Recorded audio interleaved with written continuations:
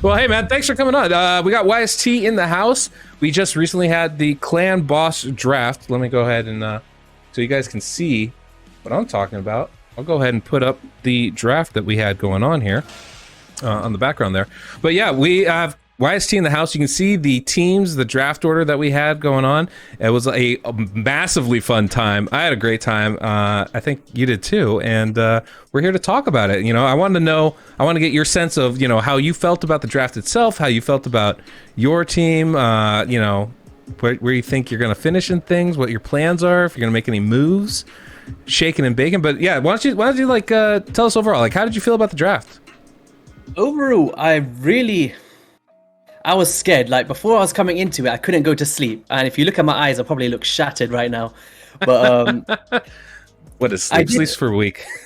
Basically, the main thing that I had an issue with at the start was, I think I said yesterday as well, is it was between Lydia enabling my 2-to-1 ratio team or under Priest Brogni. Now, that's mainly because I knew that even though I got first pick, there's 8 picks before it comes back to me. Right. And that could be problematic, right? Right. So I was like, okay, which champion can enable me to like build any team, no matter how wrong this goes? And Under Priest Brogni was definitely that champion, because there's no point me going super fast if everyone else chooses my tanky champions. Like Iron Braga was picked, Mashald was going to be my next pick after Lydia. There were so many there, possible counterattacks. So yeah, it had to be Brogni. Well, let's break it down a little bit. I've been kind of, you know, I worked with I talked to Scratch today, and we kind of went over everything. So let's go down kind of pick by pick, and you can kind of break down your thought process as we're going through it. So I mean, because you obviously had the first pick, right? And that was the big decision. You're saying you were going, do I go Lydia? Do I go Brogni? You know, Yeah. I personally think you made the right choice. I think I did as well. Now, anyway. Because especially considering, you know, YST has a little bit more limited champion roster than some of us. So, you know, I think considering what you had available, Brogni was easily the #1 choice there. I understand why Lydia might enter the conversation, but I think when it comes down to it, I think you absolutely made the right decision there. Yeah, for sure. Yeah. Cause, you know, the thing is, Brogni just enables so many other builds and gave you flexibility as you're going through this draft. It definitely helped me out, because when all those 2-to-1 champs got taken, we'll speak about the Deacon situation later. I see a few people talking about. But yeah, like I was thinking the whole time, I was just there on my phone, on the computer, looking at hellhades.com. What other champions can I freaking use? But yeah, it's tricky, you know. It's definitely. I had somebody comment on the draft video when I put it up about like, you guys are on the internet doing this. Fail. I'm out. I'm unsubscribing. I'm like, okay, whatever. I don't care, because there's so many champions. There's like 600 champions in this game. You can't just remember all of them off the top of your head. You need a little bit of something to go off of. I think people kind of forget that once you choose a champion, they're locked as well, and you can only drop one champion. And literally messing up one champion can completely lose you this competition. So 100%. Yeah. 100%. You know, that's the hardest thing about a clan boss team. You need 5 champions to work in concert with each other. It's so challenging, you know, especially as you get later on. Once you got a couple locked in, well, it's like that. Okay, I got to use them. So anybody else I pick has to fit with those champions, and that just limits the options that you have even further.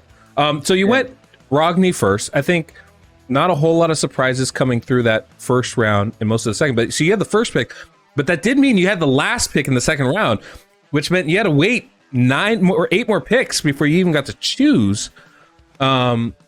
It was interesting you went with Taragi. Now, you had back-to-back picks, so you went Taragi and then you went Deacon. What was your thinking throughout that?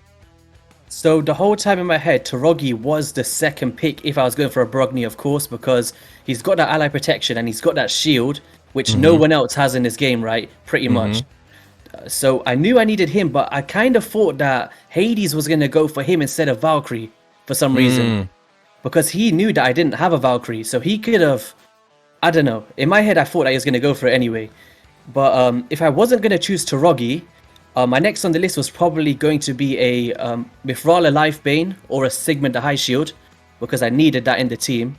But then once I got Taragi, you need a shield in order to really maximize what Brogni's going to bring, because you want to build somebody else's shield, essentially. Yeah, to enable any kind of chancing this at all. I needed a second shield for Brogni to extend, or it's not going to last too long, to be honest. Yeah, that makes a lot of sense. That makes a lot of sense. As soon as you took Brogni, I probably could have picked your next two picks out of a hat and been like, I know exactly what he's doing. You know, I could have been blind and known exactly where you're going for, because Brogni and Taragi makes one of the best clan boss teams, and if you can get a Deacon in there, that trio is that's a 100 million team. I mean, assuming you can use all your own gear, that's a 100 million team. You know, putting that together. So obviously, we don't get to choose all of our champions, because usually you toss in like an Iron Brago into that comp, and he was off the board at this point. So it definitely got a little trickier. Now, I know you went Deacon to go 2-1. Was that your first choice, or would you have preferred to have had somebody else? I wanted, I knew that Lydia would be gone, so I was really banking on Mashard not being taken. And I thought that with the Demifa team... Who took him? That's a weird pick. Yeah. Someone that's invited me onto the stream today, and he goes by the name of Deadwood. Yeah, that jerk. So yeah, the second you said that, I was like, no. And then Cold Brew was like, Iron Braga. I was like, for God's sake, like, how much worse can this go? And then Hades took Lydia, and then Scratch took Seeker, and I was like, who else can I choose? There is only Deacon. So to be honest, even though Deacon is a great champion, by the way, because he's got that drop defense, turn me to increase. And the leech. Yeah, so do you want me to talk about why I wanted to drop him now whilst we're on the topic? Yeah, if you want to, we could go ahead and talk about that, sure. So the reason was, wait, do you want me to say the new champion that I've got? Because we did mention that after stream. You know what? Let's go through the rest of the draft, and then we can come back to this, because I personally think those three picks were the three picks for your team. Considering what you had, I like all three of them. The only one I might have swapped out, potentially, would be Taragi, but Taragi is, I think, one of the best ally protection champions in this game. The only reason why I say maybe swap him out is because there are a couple of other options that are good for shield, a couple other options that are good for ally protection that you might have been able to get away without. But honestly, you picked like the three champions I would have gone with personally there. But let's move down to pick 4, because I think this kind of starts to get interesting here.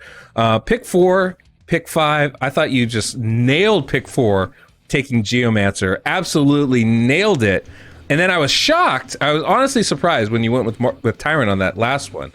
So why don't you break this part down for us a little bit? So once I got to that point of after Deacon, I knew that I needed a weakened champion, right? And what a better pair than Geomancer. And I knew that there was no rules that we couldn't go to Affinity. So I knew I could be able to reflect better with that Spirit Affinity, and also be able to determine my stun target with Geomancer, with him being the off Affinity. So that was kind of the thing there. And then Tyrant is really underrated because he's got that ally protection, he's got that increased defense, he's also got the damage mitigation with his passive from any burn, not just his burn. Yeah. And once you start pairing all of these damage mitigations, guys, you're in for a shocker. I've seen a lot of people a bit underestimating what's going on, but don't count me out just right. Like, be patient. Okay. Yeah. Interesting. I like the idea of this. So, okay, I mean, I've always found Tyrant a bit hard to speed tune with, just because you want to maximize the skills, and the champs you end up pairing him with, like, usually like you pair him with a Martyr, or you pair him with a Skull Crusher because you want that counterattack, and it gets a little dicey because they end up overlapping their skills too much, and so it's a little hard to speed tune sometimes. But he's an absolutely fabulous champion, kind of like Versulf, right? Versulf the Grim, I think, is another great example of that type of a champion there. Yeah. See, the thing is, I was gonna go for Versulf the Grim, but I don't know. I just feel like I value the damage mitigation more than the leech personally, because in a team like this, you don't really need the healing with what I'm doing. I'm healing enough just from the champions. So Tyrant, that's right. I think the damage mitigation 100% was the thing that tipped me over to him. And also, he has a self-healing mechanic on his A1, or with his... Yes, he does. I think it's still A1, right? It's his A1, yeah. He's very similar to the Taragi the Frog, where he puts the self-healing on himself with the ally protection, and so does Tyrant. So I knew that was going to be a great pairing there for a double ally.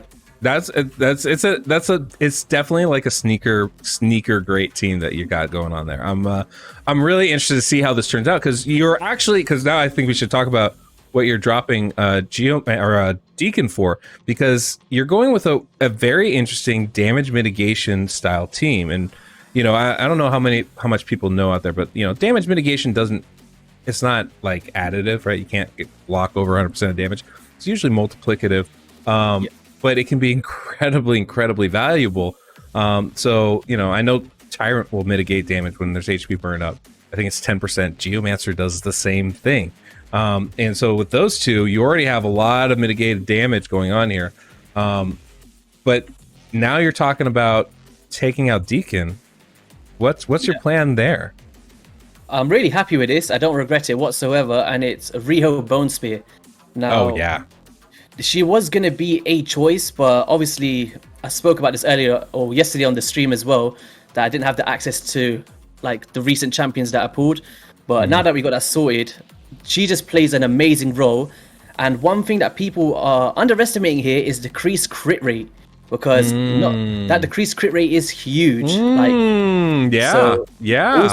Also, she has that cleanse abilities with the AoE heals, and I feel like the heals was more valuable for me than the leech debuff from Deacon Armstrong.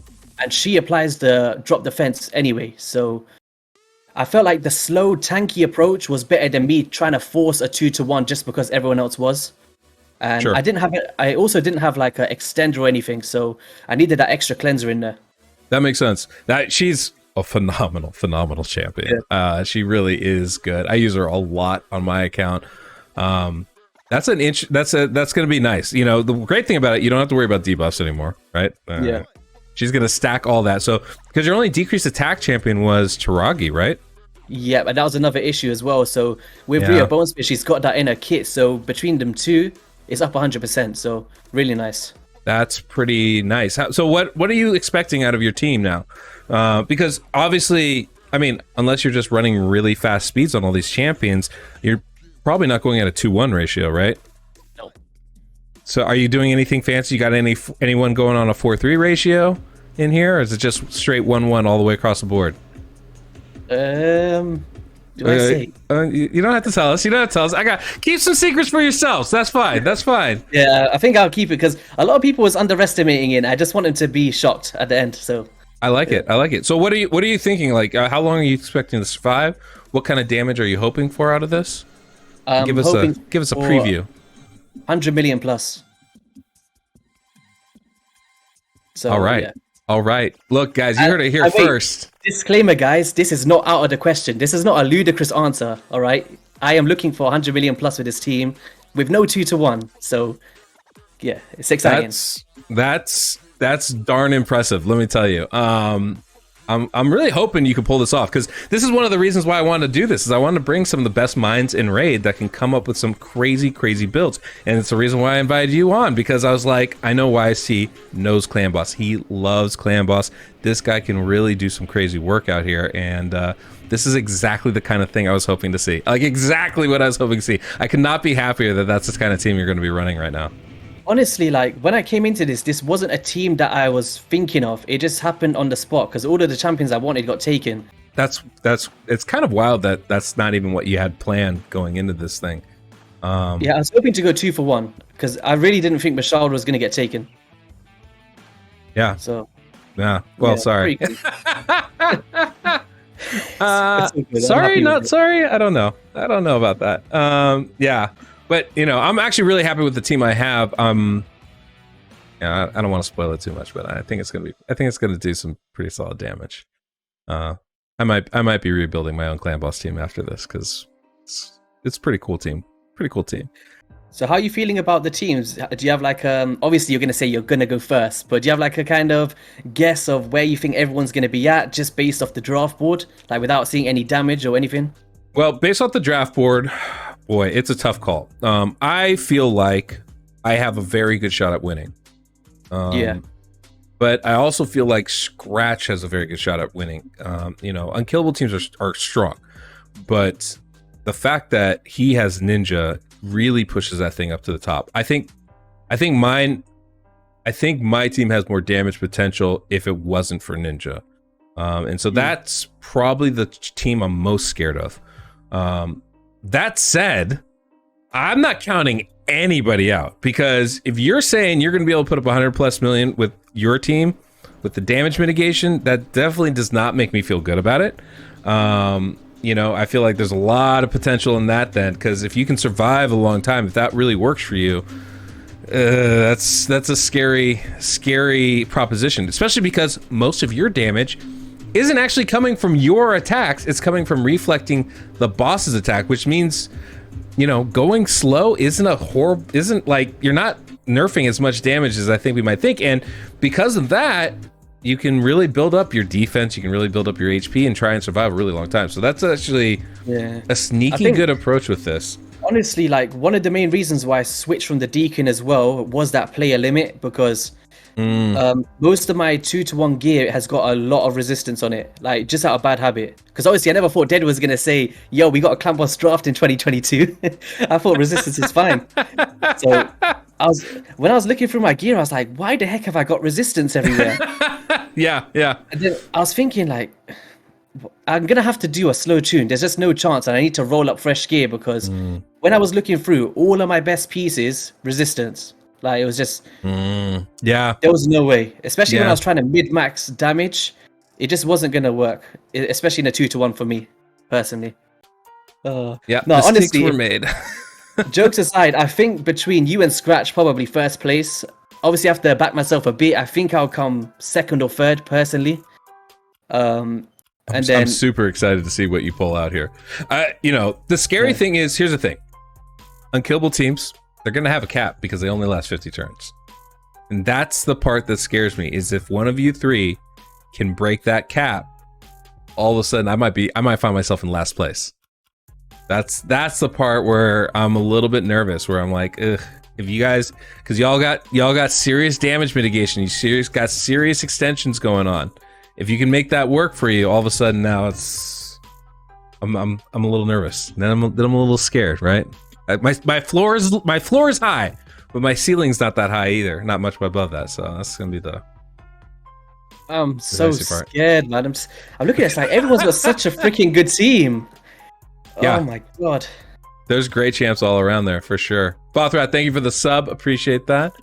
The Demiffa, you know what? If I could, I just knew it. There was just no way he wasn't choosing a Demiffa. There's just no way. Was that actually going to be a first choice all along, or was there someone else in mind that you had?